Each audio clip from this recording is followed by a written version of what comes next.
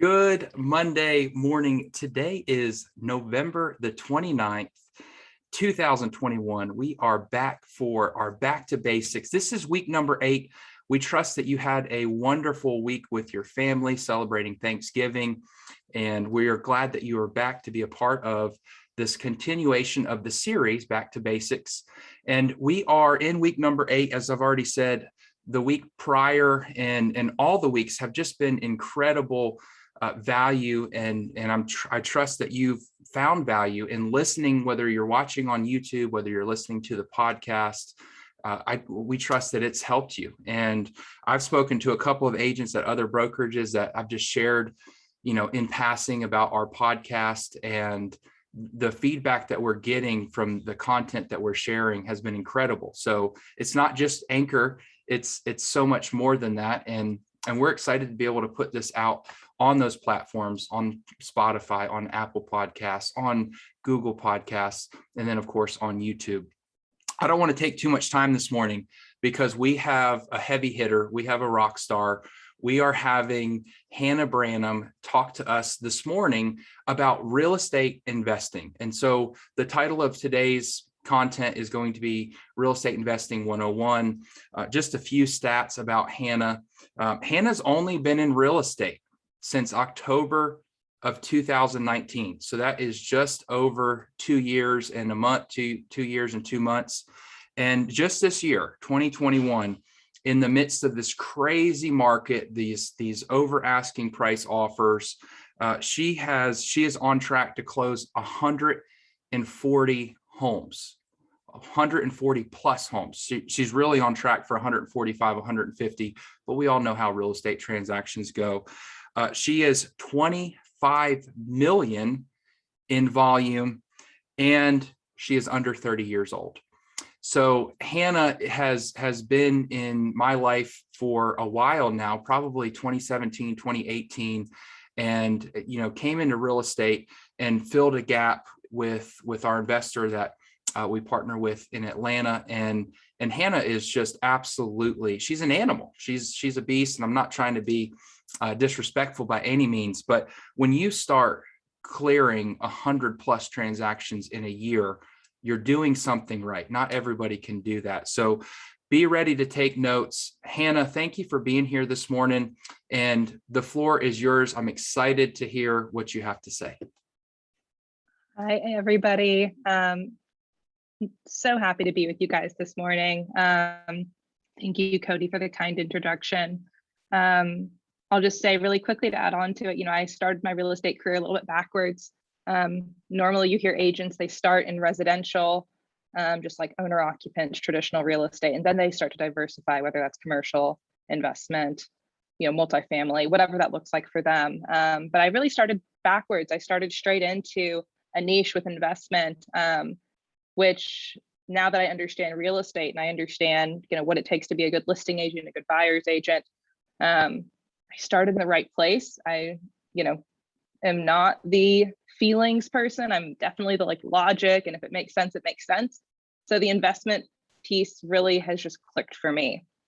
And I think that segues into a good place to talk about just investing in general. Investors and owner occupants, they are just worlds apart. We're all people, right? We're all people, but investors and owner occupants are just going to operate on totally different scales.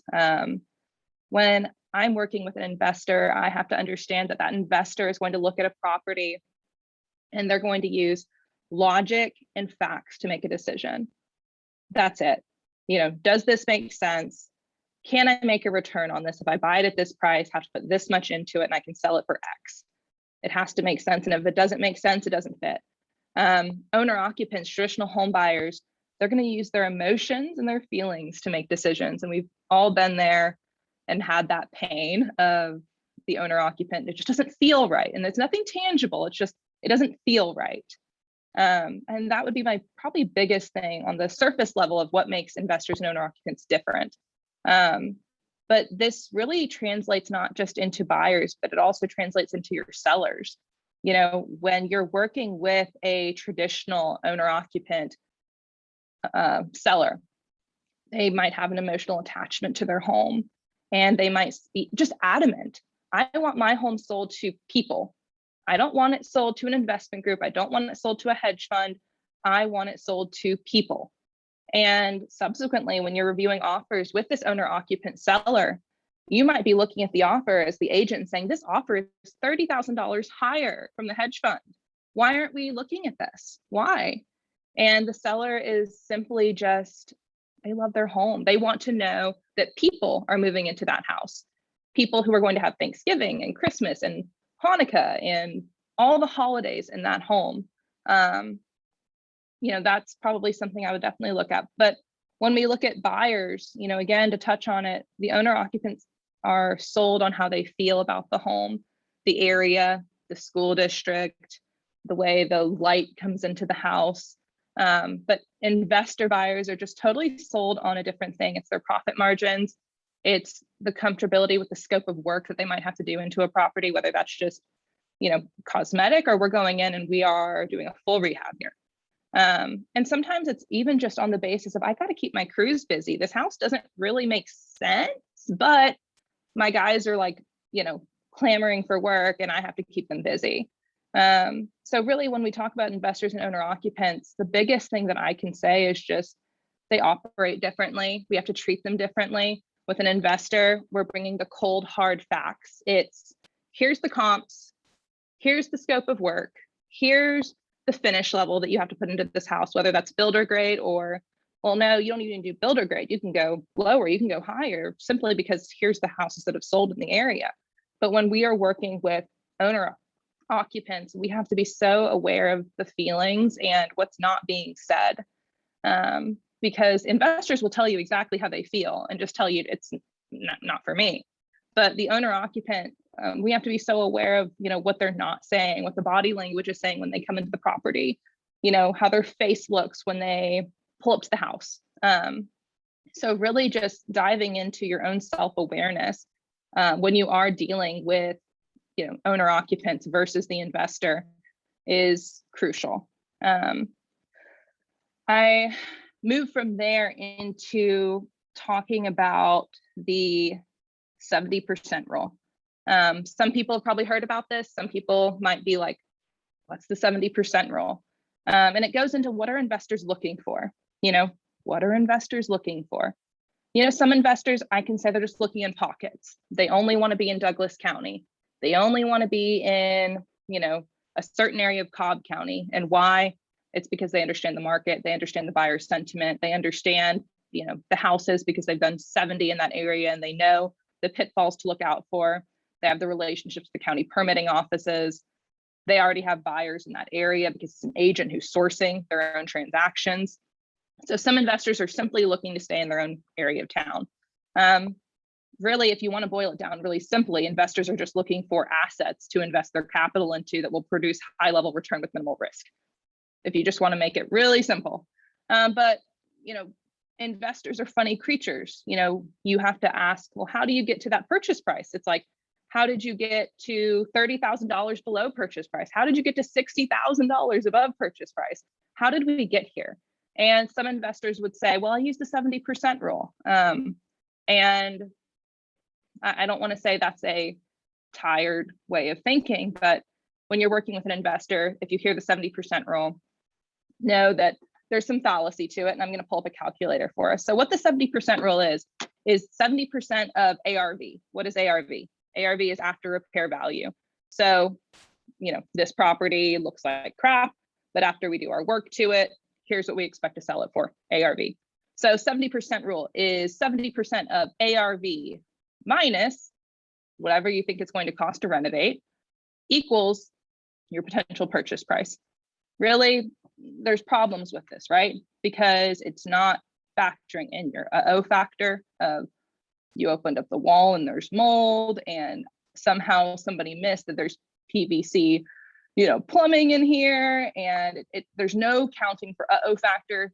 There's no counting for commission, for holding costs, for settlement charges, for closing costs, for lender fees. There's no thought into it. So 70% rule can work. I would just say huge, huge, huge grain of salt when you're using it. The problem really becomes, guys, when you're using, let's just say, a lower purchase price. $100,000 is your ARV, right? 100K. 70%, $70,000. Great, fabulous. Let's just say we're thinking that it's going to take $35,000 to get it there. So minus $35,000. So we think that we can offer in the ballpark of $35,000. Okay, that's great. And we look at that and say, wow, that's a $65,000 return because the ARV is 100, but let's really get technical. So I always say it's $5,000 more than what we expect. So $35,000 is a total minimum renovation budget. $35,000 is the minimum you should ever tell an investor that's going to take the house to get there. Period. End of story. $35,000. So let's call it 40. So we're at $75,000 in on a $100,000 ARV house. Commissions, closing costs. What money does this leave for your investor at the 70% rule? It really leaves no money for your investor. And we have that issue too when you get into higher price point houses. If we're talking about a $700,000 house, the 70% rule can work, and you will hear it tossed around a ton in the investment field. You just have to be really careful. There's a lot more number crunching, in my opinion, that needs to be done there than just saying, fabulous, we can offer you $35,000, $40,000. So you'll hear the 70% rule. I highly advise just caution on it. I moved from there into talking about serving investors. Investors are just different. Like I said, they're just a different breed. They're different creatures. The first thing I think is important to talk about is your commission. We all have a price point. We all have a tag. We cannot say that the industry standard is 3%. We cannot say that. We never say that. We never say that industry standard is 3% or 6%. We don't say it. But the common question when you interact with a lot of investors, they're going to come to you and first thing they want is they want to haggle you on your commission. On the buying side, you're representing the investor purchasing the property. The haggle is, well, if you just lower your commission, I'll give you the back end listing, after the home's listed and, it's beautiful and we're going to put it on the market. On the listing side, there's the promise that becomes, well, you're going to be our listing agent. I'll use you on all my flips. I'll use you on all the transactions, right? And I'm not here to tell you how to run your business or what to charge on your commission. I don't know, what your needs are in life, but what I will encourage you to do is just know your worth and understand that if this client is seeking you out and your expertise, whether that's word of mouth or they found you through marketing, whatever it is, that comes with a price tag. So, whatever it is that you feel comfortable saying, here's what I offer, here's what I can do, here's my skill set, here's what I can do for you, but my commission rate is blank. That is something that I just don't come off of personally, because for me, I know what I bring to the table. I know that I'm busy. And if you're not willing to pay me what I know I'm worth, that 1% commission just is not worth my headache. No, absolutely not. So my first word of caution with working with investors is just know how to hold your ground. Investors are pushy. Investors will, as long as you let them, they will do it. If you give them an inch, they take a mile. And not to say all, but to say that most is probably pretty true. I think next is the relationships. I've talked a lot about investors being very logical and they're, thinking about their profit margins, but they're still consumers. They're still people with feelings and they're still people with needs. And, think about how you treat your traditional clients, how you treat, Susie, who's buying her first home. You just send them listings. It's sometimes listings that don't really make sense. And maybe it's not the bed bath count they originally said. It's not the area they originally said. It's not the this they originally said, but it's just the thoughtfulness behind it, the intention. And, I always want to ask, what intention are we operating from when we're serving our clients?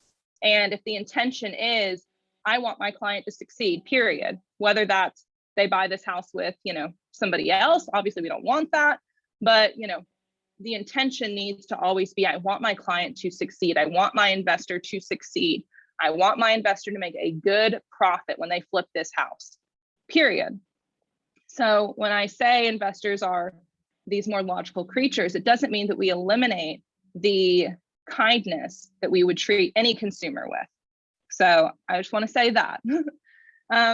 But I really have found for myself that the investment game it's all relationships, period. As is anything in life, right?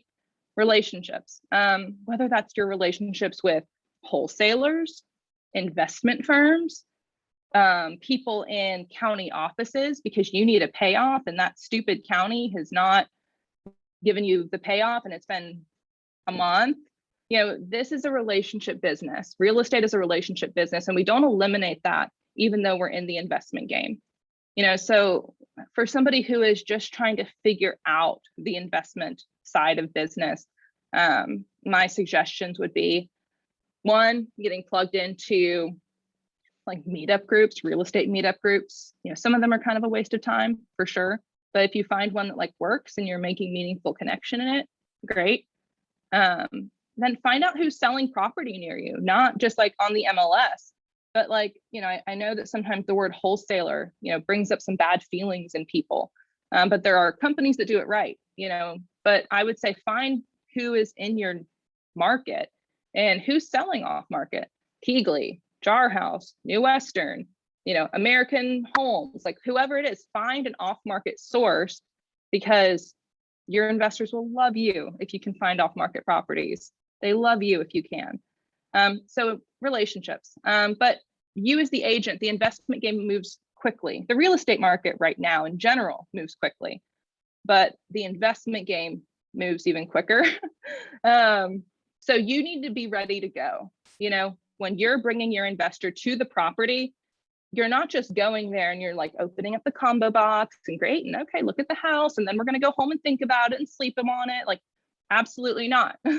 You need to be ready. You need to have your comps. You need to know your own idea of renovation budget. If you don't know how to calculate renovation budget, Google, literally best friend, find it.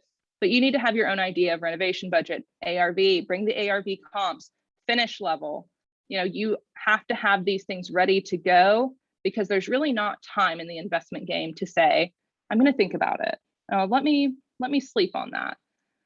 So you as the agent, again, it's intention. If your intention is the best thing for your client, these things should already be done far before you even step foot in that property and are like driving to the showing. Done. So those are the things that I think with serving investors that are pretty important.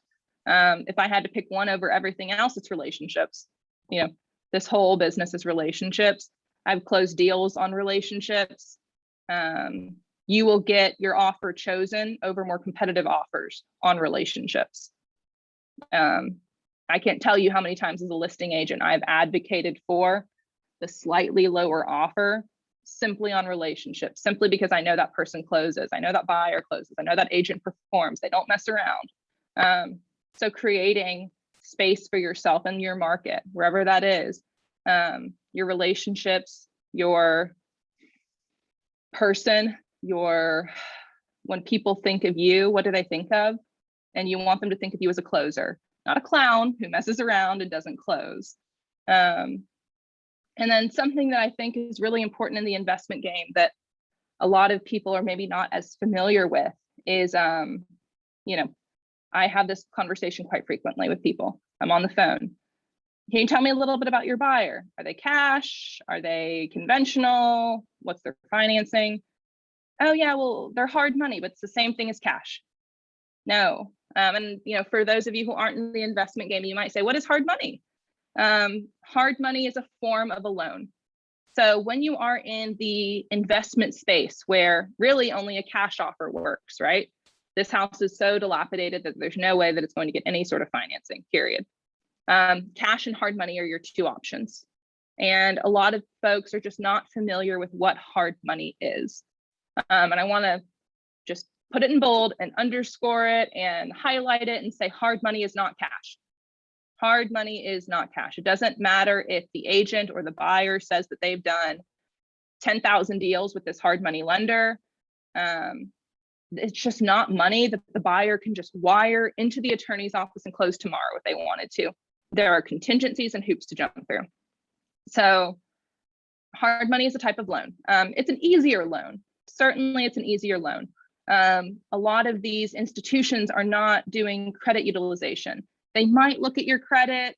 That's really not what they're looking for though. They're looking at the potential buyer and the property, and they're calculating risk. Whether they're looking at that and saying, as the buyer, how many flips have you done? How much liquid cash do you have? When they're looking at the property, they're saying, you know, what can this actually be sold for? You know, what actually needs to be done to this home? And each lender is going to have different requirements, you know, for their loan terms. You know, from my experience, the industry standard as far as what you could expect on interest is going to be 8 to 12%. And that's totally dependent on your experience level. A more experienced buyer who's done a ton of flips with the same company for years, they're probably going to exist on the lower end of the spectrum. But a buyer just entering into the investment game, just doing their first couple of flips, expect that higher rate. Then, you know, your buyer, if you're using hard money, your client is using hard money, they're going to have money in the bank. This is not free money that is just, you know, given to you. There is a quote unquote down payment. And again, that's also going to come off of your experience level, and then also based off of property purchase price. You could probably expect to see anywhere between 10 to 30% for what the client is going to have to put down. But as far as your contingencies, you know, most of the time your lender is going to do some sort of appraisal.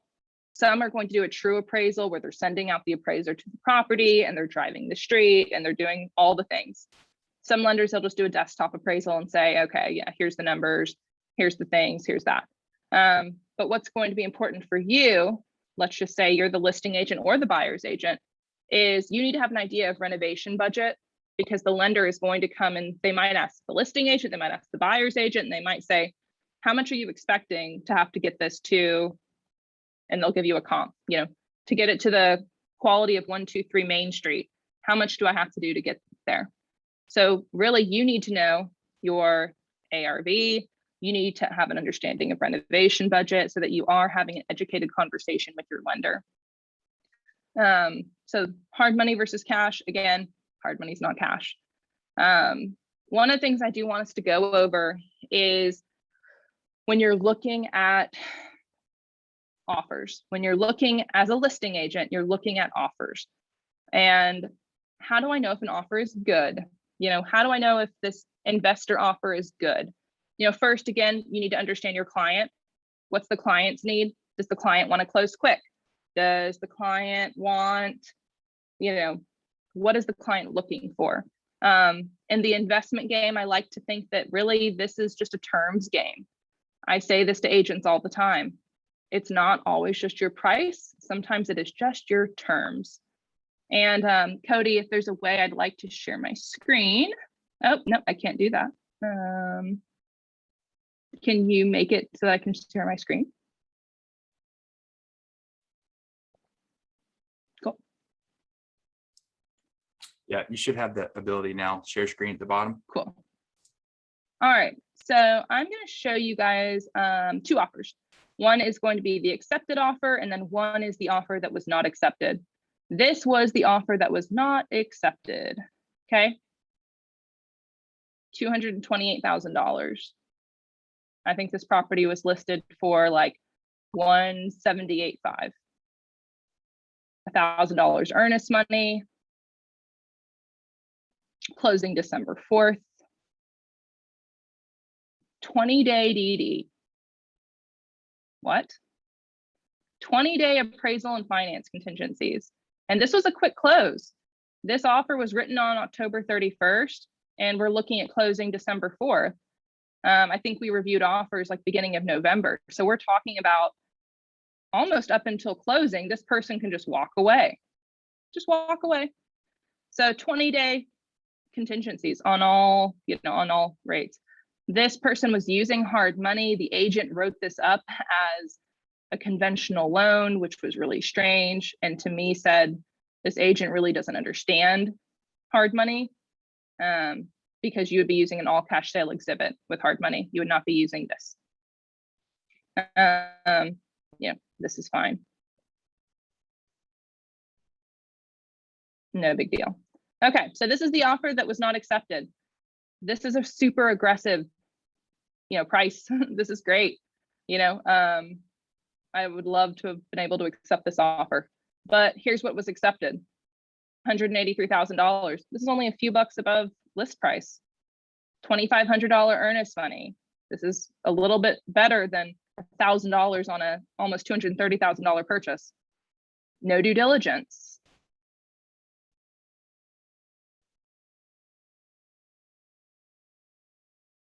These steps were nothing really special. It was a $5,000 flat fee commission. The rest of this was just not very exciting. All cash sale exhibit, no cash sale contingencies, no appraisal contingency. So when we really start talking about what makes a good offer in the investment game, I don't always say it's numbers. It's not always who's giving me the most money. It's who's going to close, because my goal as the listing agent is not to collect earnest money. I don't care about your earnest money. I care about closing. Okay. And what we're looking for really when, as an investor listing agent, is we're looking at terms. Sometimes that just comes down to, we're looking at a conventional offer because the home is totally livable, right? Like just needs carpet paint, new fixtures, new appliances. Is the conventional offer worth accepting and going through the headache of going through the conventional contingencies, having to do all the things and burning, putting off your cash offer and hoping and praying that if this conventional offer falls through, that might be higher, might be significantly higher because they're not looking at profit margins. Is it worth burning your cash offer for? Is it worth saying, okay, like go away cash buyer, go find something else to go and, buy, and then we hope that the conventional offer closes. So again, terms, I think that all I can really say about the investment side of things is when you're looking at it, we're looking at being as low risk as possible. What likelihood is it more so that we're going to close? But yeah, that's kind of my take on the investment stuff. I'm happy to answer questions or expand on anything. So I have a question, Hannah, and then we'll field questions after the meeting so we can get this up on the podcast and YouTube. So just one thing, if you had an agent come to you and say, Hannah, how do I get started into, working with or exclusively working with an investor? And then, maybe if you can guide them on that, and then maybe what is your biggest struggle of working with investors? So answer those two questions, and then we can wrap up and do question and answer after this. Yeah. So I think if you're just like trying to find an investor, it's the same answer you would, give anybody who's looking for something, right? If you're looking to go to lose weight, you go to the gym. If you're looking to date, you put yourself in situations that you would find other single people. So it's like putting yourself in the right rooms.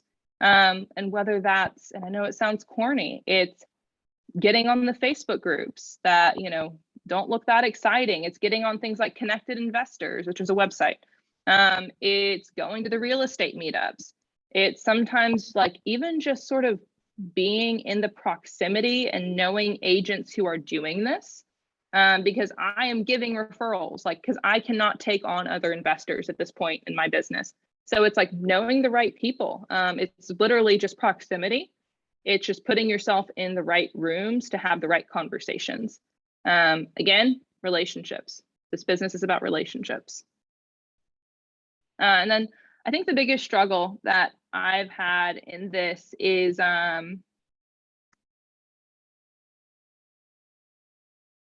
it's been relationships. Because it has been the opposite of it, where I'll really like somebody and they really like me, and we actually hang out, and we get coffee and we get dinner, and we're actually buddies outside of this business, right? And especially in this day and age of real estate. It's this buyer put in a $50,000 above list price offer with no contingencies at all. And like, I still can't accept their offer. And like, I have to call back my like BFF and tell them, I'm really sorry. I know your offer was ridiculously above list and I knew you were going to close, but there was just something better. So sometimes like the relationships, as great as the relationships are and as necessary as they are, there's definitely like a thorn to that rose as well. So that's definitely been a difficult thing for me, is like trying to create boundaries and like space within my business and saying like, okay, we can be friends, we can hang out, but like, that doesn't mean you get a foot in the door. It doesn't mean that if you submit an offer, your BFF is going to get this accepted for you. It's like, we can have a relationship, but that doesn't necessarily mean that you're going to get every single property that you want. Excellent.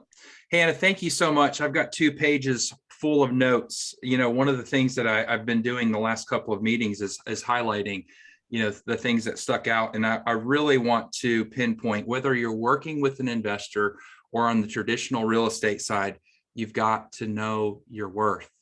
You are valuable, and people will try to see if you really understand your value and know your worth. And then what intention are we operating from with our clients? I mean, you couldn't have said it better, right? Where is our heart at? Are we truly wanting to serve our buyers, our sellers, and our investors? Where, the investors, like Hannah has mentioned, that they can sometimes be difficult to work with because it's logic, it's not emotions. And the other thing you said, real estate is a relationship business. And that is exactly what it is. If you want to work with investors, I highlighted this, put yourself in the right rooms, right? And I want to be known as a closer, not a clown. So Hannah, thank you so much for being here. And I think we're going to have one more session with Hannah on Back to Basics. We're going to get that scheduled, but we trust that you're going to take this, you're going to go out, you're going to look for opportunities, because opportunities are all around you. So thank you again, Hannah, for being here, and we'll see you next week for Back to Basics. Cody. You guys have a wonderful day.